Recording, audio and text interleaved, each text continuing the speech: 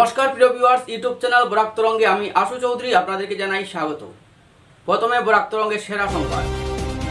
বাল্মীকি ও শিবানী ধর্ষণ ও হত্যাকাণ্ডের প্রতিবাদ হরিজন উন্নয়ন কমিটির ক্ষুদিরাম মূর্তি পাদদেশে বিক্ষোভ।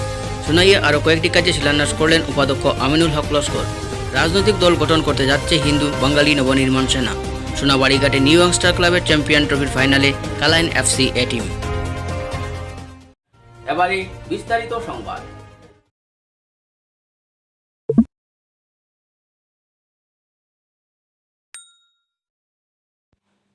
উত্তরপ্রদেশের হাথরস ও করিমগঞ্জের ফকিরবাজার এলাকার যুবতী ধর্ষণ ও হত্যাকাণ্ডের তীব্র প্রতিবাদ জানালো অল আসাম হরিজন উন্নয়ন কমিটি ও বরাকভ্যালি রবিদাস উন্নয়ন সংস্থা।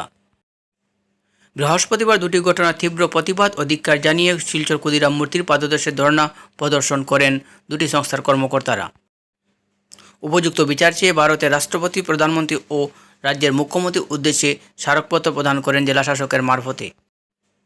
বিক্ষোভ চলাকালে দলিত শ্রেণীর সুরক্ষা ও নিরাপত্তা দিতে সরকার ব্যর্থ এমন অভিযোগ তুলে বক্তব্য রাখেন প্রজালাল রবিদাস। দলিত মানুষ যদি দলিত নেতা হয়ে যদি ভারতের রাষ্ট্রপতি হয়ে যদি দলিতের কথা না চিন্তা করেন তাহলে কারা চিন্তা করবে?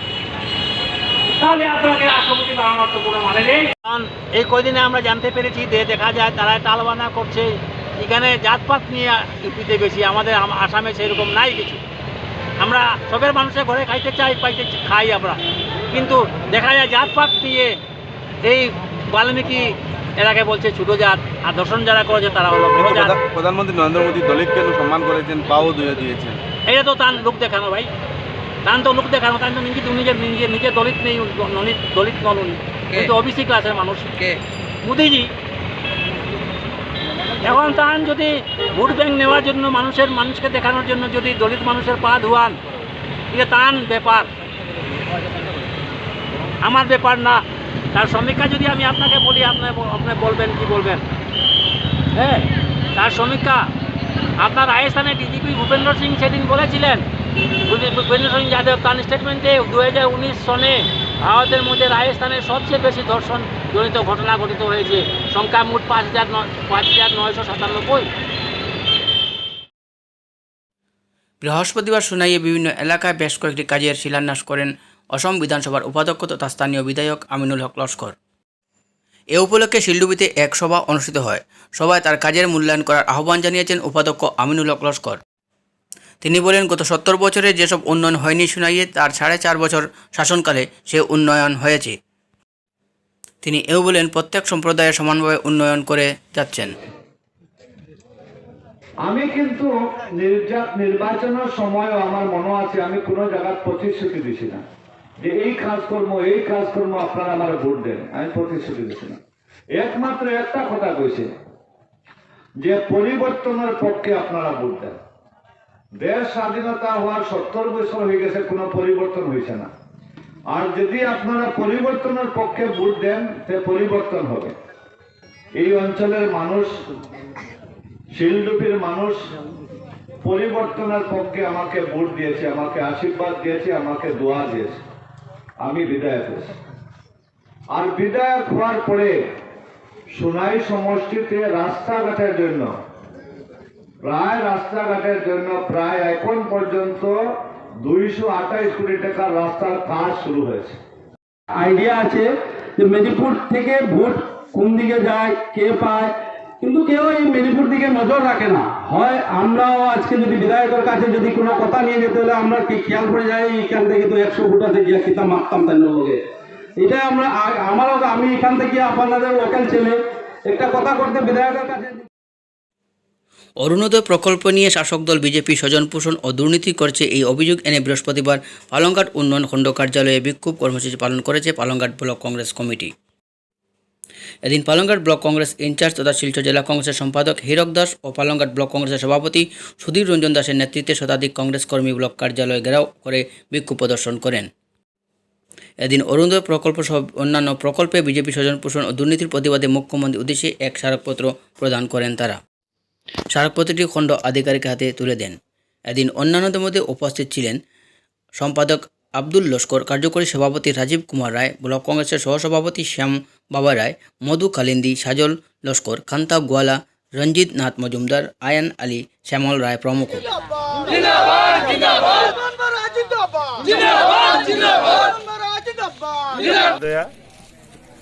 ওনার কাছে আমরা মেমোরান্ডাম দিয়েছি যে আজকে যে আসাম সরকারের যে অরুণোদয় প্রকল্প, এই প্রকল্পে যে দুর্নীতি শুরু হয়েছে, আপনারা জানেন অরুণোদয় প্রকল্প এটা সরকারি প্রকল্প, এটা বিজেপির কোনো সংগঠনের কোনো টাকা পয়সা না।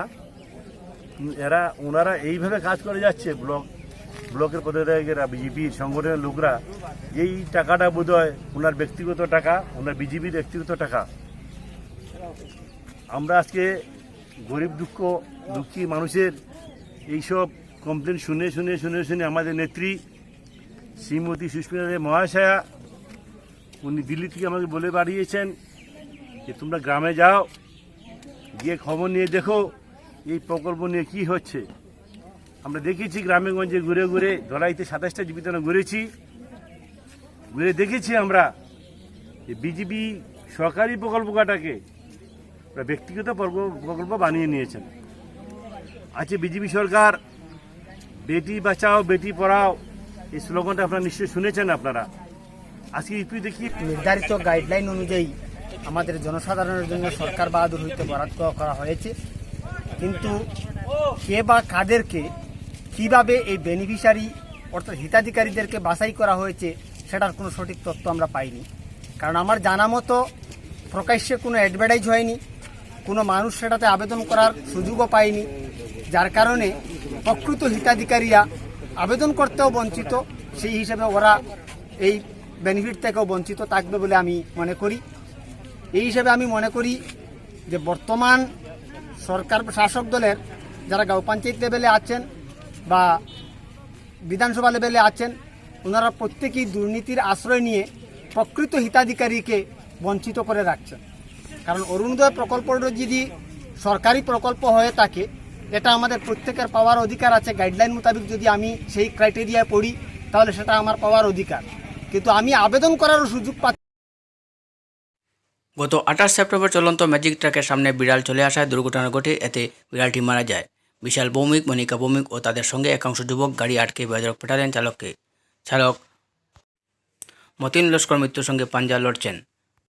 সুবিচার চেয়ে মতিনের স্ত্রী জেলা শাসকের দ্বারস্থ হয়েছেন। 8টার সময় একটা বিলাই আর একটা বিলাইরে খেদা দিছে, বিলাইটা দৌড়িয়ে আইয়া আমাই গেছে গাড়ির পিছর চাক্কার তলে। তারা আক্রমণ করিয়া যে মাথাটা বাড়ি মারি, গাড়ি থেকে দৌড়িয়া লামাইয়া মাথাটা বাড়ি মারি তারা ফাটাই নিছে। বিশাল ভূমির ছেলেটার নাম, মেয়েটার নাম হইল স্বরূপা ভূমিক, আর আরেকটা ছেলে তার নামও আমি জানি না। তাই করবাকিরা মাথার মধ্যে বাড়ি মারিয়া মাথাটা চাইর কলে হরিলেছে, আর পিটির মধ্যে রড দিয়ে মারছন, মুখের মধ্যে রড দিয়া মারছন, মুখের ভিতরে 4টা সেলাই। আমি রাত্রে 3টার সময় খবর পাইয়া মেডিকেল গেছি। আমি মেডিসিনটা ফুরাই গেছে, এখন মেডিসিন নাই। আর এখন যেন বাচ্চাই তোর খানি খুঁড়া কিচ্ছু নাই, বাচ্চাই নুকো বাসায় 3 দিন হয়ে গেছে। আর বাচ্চার বাবা খুব সিরিয়াস, মারা যাইবা না বাঁচিবা এটা আমি কইতে পারি না। মালুগাম থানাত কেস করছে, মালুগাম থানায় কয়ে মুরগিরে কয়বার খাটো, কইয়া কোনো অ্যাকশন নে না, আসামি ধরে না। রাত 5টা পর্যন্ত বইছি আমি থানার বারিন্দার, তাই কোনো অ্যাকশন নেই না।